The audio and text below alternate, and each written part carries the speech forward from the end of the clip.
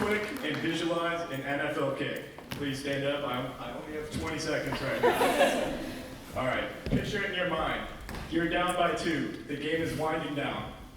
You go back to take a kick. All your preparation. Timeout. Stop. Stop what you're doing. Nothing happens, right? You have to think about what just happened. All right, everybody can sit down now. Thank you. All right, so these are critical and non-critical NFL field goal kicks. Critical kick is within 2 minutes, where the game is within 3 points. So you can either win, tie, or lose with a make or miss. And the actual act of icing is when an opposing team calls a timeout or stops the game right before a kicker is about to perform the act of kicking. It is a purely psychological ploy to make the kicker ruminate about the negative thoughts of missing the kick. We performed an archival research with 25 seasons of play, all kicks within 2 minutes, behind or tied, meaning regular season, postseason, and as distance with a key variable. Distance and the timeout are the only 2 significant factors. Then looking at the methods and results, the ice kicks are 74%, whereas the no timeout and the timeout by your own have a much higher significance and probability of making a kick. And so finally, why does this work? Because the kicker has to contemplate what happens when the time stops. There's also a double taxation hypothesis, where the act of thinking about what you're going to do is mentally and physically taxing, and therefore you don't have enough energy to make the kick. Thank you. So I want to invite everyone who just is joining us just now to follow the program of the presentations on the QR code.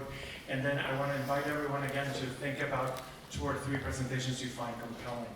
Let me introduce the next speaker, Yuriani Palomino from Violet.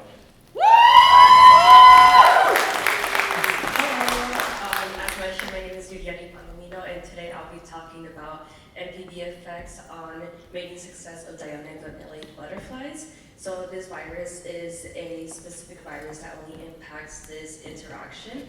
So in this image we have the lighter color is a male butterfly and the darker color butterfly is a female. So my focus is on climate change impacts on butterfly reproduction, virus interaction, and plant plasticity, which is basically seeing how the plant is able to adapt to changes in water levels. So here we have a virus that impacts the butterfly, and the butterfly consumes the plant. And so my question is do virus exposure and plant quality affect sexual reproduction? So this is actually an image of the butterflies mating in the cage. So once they're done mating, the female will lay an egg, which is called an ovipositor. Once the egg hatches into a larva, that is when we infect the species in the Shirley incubators. Once it pupates into pupa, it pupates into pupa and then emerges into a butterfly. The butterfly then mates again and is able to lay those eggs. So we have 2 treatments for the species. We have a high water and a low water. The high water is showing a plant that's been in a location with more than enough water, and low is a drought stress environment. We have 3 treatment groups for virus. One of them is not virus, it's just control, and so they mate for 3 days. And so we found that there's higher fitness in females with virus on low water in 2021, but in 2022 we found a shift to high water, which may be due to the legacy theory, which I can talk more about this in person if you have more questions. Yeah, thank you.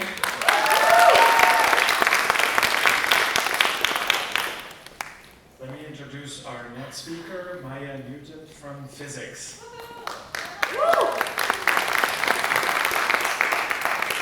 Hi everyone, I'm Maya from the Physics and Biophysics department, and today I'm going to talk to you about how we can use circadian clock proteins to create adaptable materials that can oscillate between bound and unbound states. And so to do this, we use the cyanobacterial circadian clock, which is a system of proteins that oscillate between their bound and unbound states. Our key proteins are Chi-A, Chi-B, and Chi-C. Initially, the proteins are unbound from each other, but over about 12 hours, Chi-B and Chi-C come together to form a complex, which then breaks apart and reforms over a regular 24-hour period. And we wanted to incorporate these proteins into a material, so we figured out a way to form a bond between Chi-B and colloids, which are 1 micron diameter microspheres. And so this way, when the proteins are in their binding state, we get a cross-linked network of colloids due to the interactions of these proteins with the colloids. And so we get this large network structure forming. And what you see here are microscope images of the colloids, and it's white colloids on a black background. And in the top row are proteins that do not interact, they cannot bond with each other, and there's no change over time. The colloids are very separate, very fluid, and unbound. But in the lower row, the proteins can form bonds with each other, and we see large clumps start to form. And when the proteins can oscillate between bound and unbound states, we see that the colloids start out unbound, but slowly come together due to the binding of the proteins, and form these large white clusters and clumps around 15 hours, which then break apart and then reform again at 25 hours. And we can see this visually, but we wanted a way to measure the size of each cluster, and to do that we used a term called the correlation length, which is plotted on the y-axis here, and it measures the size of a cluster. So as the clusters grow, the correlation length increases, then drops as the clusters break apart, and then grows once more. And from this data, it shows that we have in fact created a material capable of oscillating between its bound and unbound states. Thank you.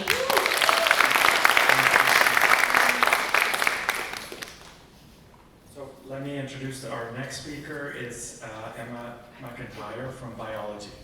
Thank you so much. Hello everyone, my name is Emma McIntyre. I'm a senior in the biology department. I'm also a captain of the women's rowing team here. Over the past year and a half, 2 years, I've been so fortunate to work with the wonderful Dr. Callan Hyland in my hydrophylogeny and biogeography research. So you might be asking yourselves, what are hydra? Hydra are really cute, small freshwater organisms that range in lengths from 10 millimeters to 30 millimeters long and 10 millimeters wide. Here's the 4 groups in which my phylogeny research is based off of, and so their claim to fame is their regenerative properties. If you cut off their head, they'll grow back, but like I said, my whole research is based off their phylogeny. So broadening the scope of hydrophylogeny can directly benefit from working with citizen scientists. So in my research, Dr. Hyland and I have used the website iNaturalist to contact citizen scientists, everyday people who have a love and passion for the natural sciences. So while the limitation in broadening the scope of hydrophylogeny is actually getting the samples, I've been working in parallel creating faster and more economical protocols. So typically, we would receive hydra from the citizen scientists, extract their DNA, amplify the desired sequences, send the sample out to a lab, and then create a more comprehensive phylogenetic tree. In the past year and a half, I've been able to make large jumps in shortening the protocol by over 2 hours. And at first, each hydra preparation would cost about $3. I've gotten it down to 11 cents. And here we can see that across these gels, the more economical and faster protocols still yield a really good amount of DNA. So not only have these protocols been improved, but also this research engages with everyday people, which is really awesome that they can make meaningful contributions to science. We've improved the scope and we've actually of hydrophylogeny, and we've actually identified a hydra in Alabama that could have been introduced in Southeast Asia, so it leaves a lot of room to explore more. So thank you so much.